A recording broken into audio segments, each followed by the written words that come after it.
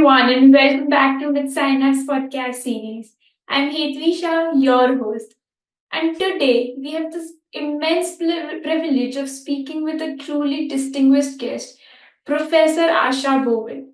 Professor Bowen is a renowned pediatric infectious disease specialist at Children's Hospital in Australia and the Telethon Kids Institute.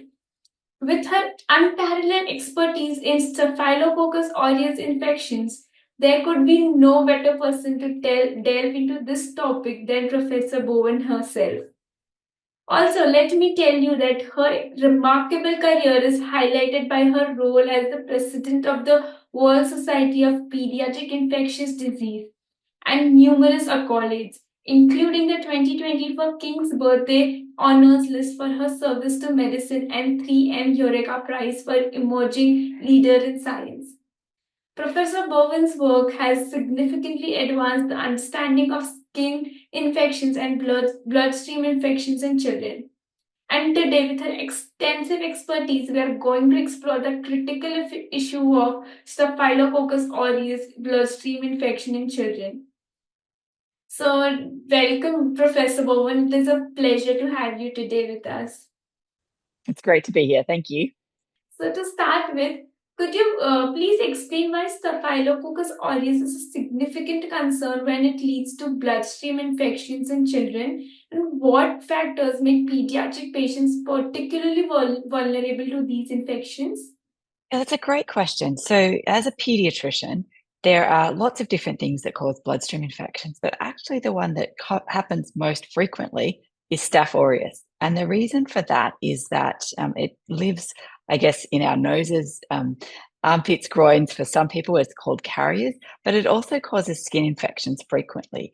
And so, I think it's that transfer in particularly children where you've got staph on the skin or a staph skin infection that then can put you at risk of a bloodstream infection. And whilst a skin infection can be mild and easily treated by a GP with some antibiotics taken by mouth, once it becomes a bloodstream infection, obviously there is the risk of sepsis. There is also associated for children, about 2/3 of kids that have Staph aureus bloodstream infection will also have a bone and joint infection. So the staph bug that gets into the bloodstream travels through the body and finds those growth plates, those areas that are very, vascular, and so therefore able to get infected with this bug. And so it causes not only the risk of sepsis, but also longer term issues with bone and joint infections. So that's, I guess, in a nutshell, why we worry about it so much for children. The other thing is that we don't yet have a vaccine for it. So some of the other causes of bloodstream infection in children, such as pneumococcus or meningococcus, now have vaccines available for them in high-income countries and predominantly now in middle-income countries and some of the low-income countries as well. And so the proportion of sepsis caused by those two pathogens is starting to decrease. But because there's no vaccine as yet for Staph aureus, we see the same amount of staph bloodstream infections presenting to our hospitals throughout the world. And we don't have a prevention strategy other than early treatment of skin infections. So we just don't have a vaccine for it as yet. And so it puts children at risk of mortality, of sometimes needing ICU admission, and like I said, that longer term risk of bone and joint infections that take longer antibiotic courses and take longer to heal, and sometimes can leave children with a limp long term. Oh, so then I think that was a comprehensive overview of the risks involved. But I feel that there are these significant challenges, and especially considering the age of the children. Yeah, well, we definitely see it occurring in the youngest of children. And so, for those of us who are neonatologists or work in that neonatal space or intensive care unit, we find that the very, very premature infants that have quite fragile skin when they're first born, if they're born prematurely, are at a higher rate of having Staph aureus bloodstream infection as well. And so that accounts for a large proportion of the pediatric burden of staph bloodstream infections. And then as children progress through childhood in the under 1-year-olds, we also see a slightly lower rate, but still see children in that sort of toddler and early infant age group presenting with staph bloodstream infections. And then in primary school age, it seems to get lower again. And then as adolescents progress with other risk factors, I think with changes to their skin, particularly going through puberty, where their skin becomes oilier, they may be more likely to have staph on their skin, have a higher rate of staph bloodstream infections again. So we do see different epidemiology of it during different age groups in childhood, but on the whole, we see less staph bloodstream infection in children than we do see in adults, but it is still a very significant problem for the kids. Yes, definitely, and that is sad at times. Now, moving on to diagnostic part. So, can you walk us through the process of diagnosis of Staph aureus bloodstream infections in children, and how crucial are blood cultures and other lab tests in this process? Yeah, so usually it requires a parent to be quite worried about their child to bring them to the hospital in the first place. So it's that worry about either a sore joint, often children start with a limp, or may have a nasty skin infection, or may have no symptoms at all, but from a bone and joint or skin perspective, but are just Mm. unwell, a bit of tummy trouble, look like they've got a high temperature, and they come into the hospital and have a blood culture collected. So a blood culture is critical for the diagnosis of Staph aureus bloodstream infection because it's the way that we confirm that that's the thing going on. In the absence of a blood culture in places in the world where it's not possible to do a blood culture, then you have the collection of symptoms that make you very suspicious for a staph bloodstream infection without necessarily being able to confirm it. And so that might include, like I mentioned earlier, a bone and joint infection with a child with a very high fever and other features of sepsis, like a low blood pressure or a rapid heart rate. Or it might include a child who has staph scalded skin. And so that's a phenomenon where you have infants present, particularly in that age group, with bright red, tender skin that can form blisters and can shed quite rapidly. And they are also febrile and look miserable and unwell. In the absence of a blood culture at that point, you would also be able to be clinically very suspicious of staph scalded skin, which is often associated with staph bloodstream infection. Some of the other ways that kids might present, sometimes in that first week of life, babies will present with an umbilical infection, and what progressively becomes cellulitis is often a staph infection. And so there might be swelling, pus coming from the umbilicus, and that would be indicative that it's likely to be a staph infection. And so when not able to collect cultures, there are some of these syndromes that we're able to make a really good, solid clinical guess. The bug that's involved here is probably staph, and the child is probably suffering bloodstream infection, even though we can't diagnose it with a blood culture. There are some new diagnostics that are coming on board that some parts of the world are able to use, not so much for bacterial pathogens, but have been used for things like tuberculosis or even HIV, which are called point of care or molecular tests. And so there is a gene expert test which can be done for Staph aureus directly on the blood. And so it might be an option for some of these newer tests to bypass blood culture in the future.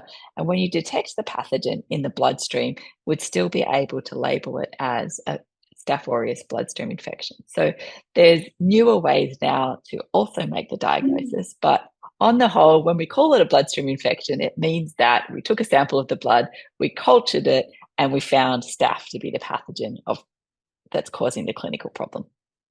Oh, thank you so much for that detailed explanation. And I think it is very critical to have the accurate diagnosis for the effective treatment.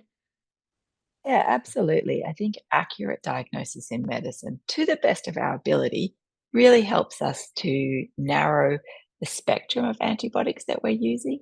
It helps us to give a best recommendation to the child and their family about how long treatment might take. It helps us to be really accurate with what we're talking about. And I think it does also help reduce antimicrobial resistance, because as soon as we've determined the pathogen that we're looking for, we can get the antibiotic specific to that pathogen rather than having a much broader antibiotic that may be targeting the staph, but also able to wipe out the microbiome and cause impacts elsewhere and lead to the generation of antimicrobial resistance. So, given what a priority it is to use our antibiotics that we have currently as wisely as possible, paying attention to and getting that accurate diagnosis really matters. Yes, absolutely. That is rightly said. Now, what should parents and healthcare providers look out for in terms of early warning signs and symptoms of Staph aureus in bloodstream infections? As you mentioned, it is very critical. Now, and how can these symptoms be differentiated from other common infections?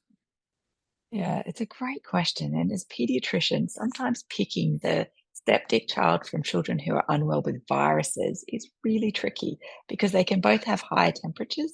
They can both cause the heart rate to rise and have what we call tachycardia. They can cause breathing to be more rapid and cause tachypnea. And it's not uncommon to get a staph bloodstream infection after a viral infection like influenza or even chickenpox. We know there's an association between both, that you can have a viral infection and then days to weeks later present with staph bloodstream infection. So sometimes for pediatricians, it's tricky, and for parents to tease out the difference. The things that I consider as a pediatrician: parents have a gut instinct because they know their child so well. When there's something not right, they need to get medical help. And that might be that the child has a high temperature. It might be that they're drowsier and not as responsive as they usually might be. It might be that they're not eating and drinking as much.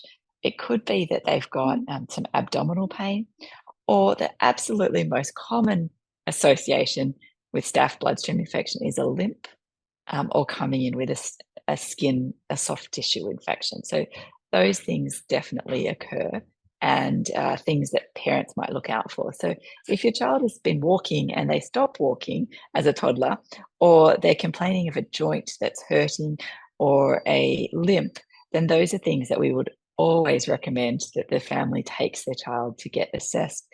And if it's in association with a fever, then staph bloodstream infection becomes much more probable or likely. Yes, that was very insightful, doctor. Now, you know, methicillin-resistant Staph aureus infections are pose some particular challenges. So, can you discuss the difficulties associated with treating these MRSA in children, and what alternative treatments are available when standard antibiotics are ineffective? So I guess staph is a complicated bug because it does have the ability to generate resistance to the antibiotics we commonly use for it. And that's how we've landed with MRSA, or methicillin-resistant Staph aureus. It's no longer able to respond to the typical antibiotics like cefazolin or flucloxacillin that we have routinely used to treat it. And so it leaves us with fewer antibiotic options when we're dealing with MRSA.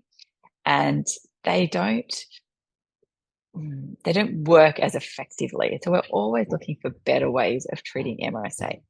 The mainstay or the backbone of treating an MRSA infection where I work, and probably most of the places globally, is an antibiotic called vancomycin. And vancomycin is an old drug that we've had for probably 60, 70 years. It's well known, it's widely available, it's not very expensive, but it has some real challenges with administration to children. And some of those challenges include the dosing that we use, trying to make sure we use it as effectively as possible, but it requires dosing either 2 or 4 times a day. It also can cause skin reactions where the skin flushes, and so that skin reaction can be quite itchy and irritating, and so we have to slow down the infusion time. And vancomycin does normally start with an infusion time of about an hour, so then we're slowing it down to about 2 hours, and so that really takes a lot more hospital time, particularly of nursing staff, to administer the antibiotic.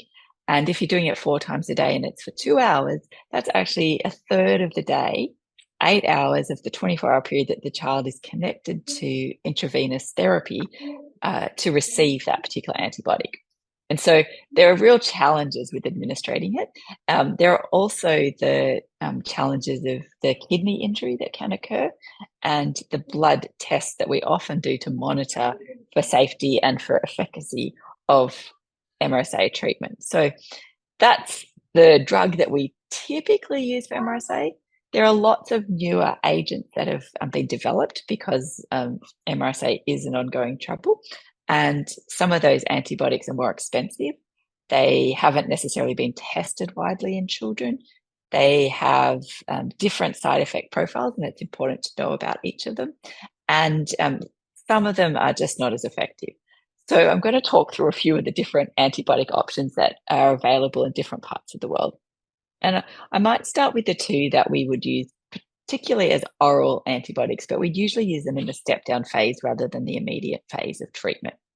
And the reason for that is that for the first one is called cotrimoxazole, sometimes known as trimethoprim sulfamethoxazole. And the trade names that I'm familiar with are Bactrim or Triprim. So they might be, or Septrin, they might be antibiotics that you've heard of. Now, this particular one was found to be not as good as vancomycin for treating bloodstream infection. And so we don't tend to use it in the early phases, but it comes in a syrup formulation that tastes relatively good for children. And we can sometimes use it for the later phases of treatment, particularly for a bone and joint infection. The other antibiotic that's relatively low cost and available is called clindamycin. That comes as IV or oral. It's got not much data to support it for treatment of MRSA bloodstream infection in children. In fact, there are very, very few clinical trials that are published on that. But it does have some other benefits, and it can be used for oral step down. And so beyond that, we have newer agents that have come to market in probably the last 15 to 20 years and don't have nearly as much data for children as they do for adults. One of them is called linezolid, and that one has been very expensive and so not easily available globally. There's a newer antibiotic called ceftaroline, which is a 5th generation cephalosporin. And this is reasonably safe and effective antibiotic for MRSA bloodstream infections. And there is a clinical trial for children that demonstrates the pharmacokinetics of it and confirmed that it was effective and non-inferior to some of the other antibiotics that are used. And so that one often gets used, but is also still quite expensive. And then there are some antibiotics such as daptomycin, which is sometimes used. Daptomycin is a good antibiotic, but it can't be used in the context of pneumonia because it's activated by surfactant. And so if you're trying to treat a deep pulmonary infection, and Staph aureus we haven't talked about, but can be associated with necrotizing lung infections, empyema, and other pulmonary infections, that's probably the second most common focus. We would avoid using daptomycin. And so that's, I guess, some of the limitations of some of those antibiotics. And then finally, there's some really new antibiotics that are available, one called iridovancin or dalbavancin, which have efficacy of treatment just once a week, but there's really no data for those in children. And so it's hard to know what to do with those particular antibiotics. And if there was a side effect and a drug reaction and they had been infused the antibiotic and it lasts for a week, then it'd be unclear what to do next. So lots of antibiotics to choose from, lots of availability issues in different parts of the world. MRSA, that bloodstream infections, are a really big challenge and I think rising globally as part of antimicrobial resistance. And the easiest drug to use is not always the most effective drug to use, which is vancomycin. It's available in most places, but it can have some limitations when you're using it to treat children. So, yeah, right. So, and also understanding these challenges is so crucial, in order to develop some effective treatment plans. So, yeah. thank you for highlighting those drugs as well. We also So, are looking, I guess, at different clinical trials that are needed for children. So I'm happy to talk about that if you would like me to. Yes, definitely. We would love to hear about it. So Um, now, are there any long-term effects on children who have just recovered from Staph aureus bloodstream infections?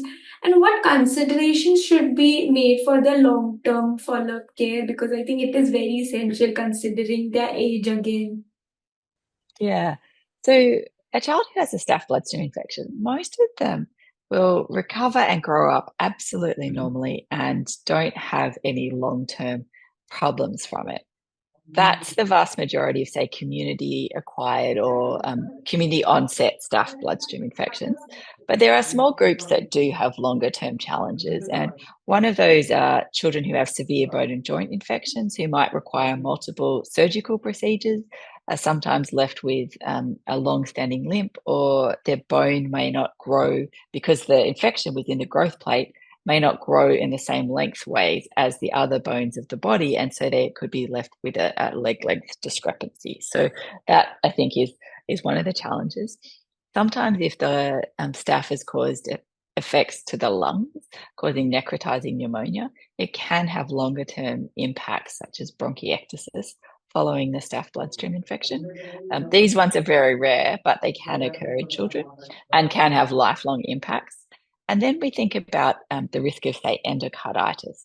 And endocarditis, an infection of the heart valves, is more common in those children who already have underlying congenital heart problems or rheumatic fever leading to heart valve um, disruptions. And for those children who've had staph bloodstream infection associated with endocarditis, they may have required surgery to the valve. They may require ongoing valve replacement, or even medications to thin their blood to prevent their blood from clotting and stopping the valve from working. So for that small group of children, there can be some really longer term challenges from staph bloodstream infection.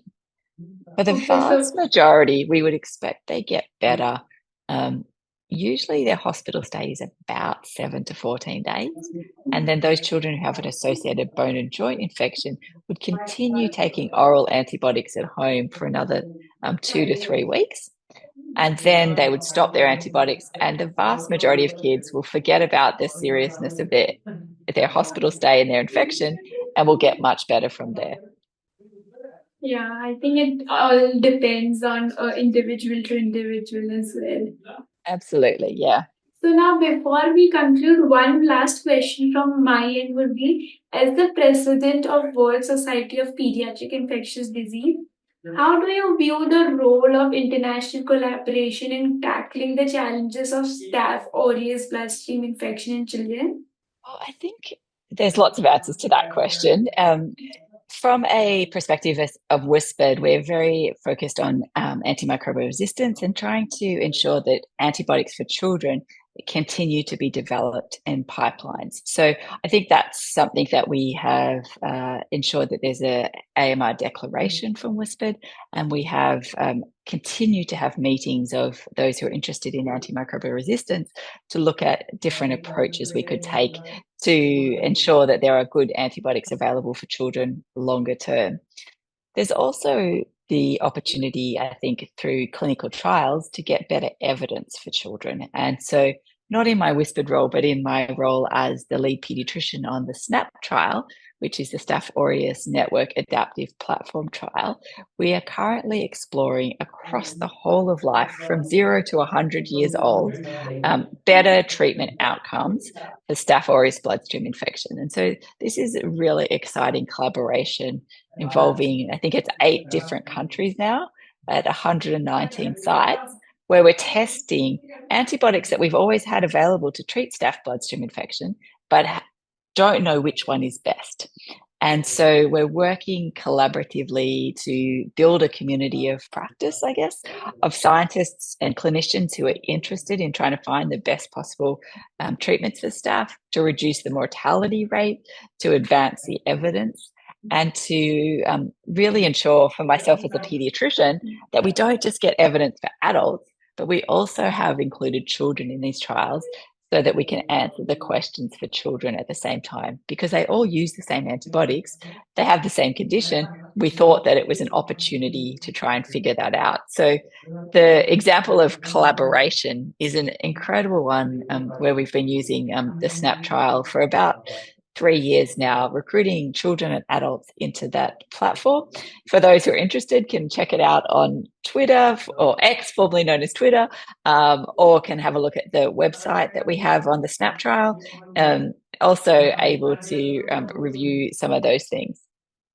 So Yes. Whispered itself doesn't necessarily lead research, but so many of us who are involved in Whispered are actually clinician scientists who are working actively on the wards, taking care for children, making sure that the individual in front of us is getting the best possible treatment, but also thinking about these bigger clinical questions, how we might answer them, and how we might advance the evidence to ensure children across the world get the best access to the best possible care. Yes, it is so inspiring to hear about it, and we will surely add the link in the description as well. So now, as we conclude today's session, I would like to thank Dr. Asha for enhancing our knowledge and understanding of Staph aureus infections, and also to highlight the importance of international collaborations for children and the antibiotics.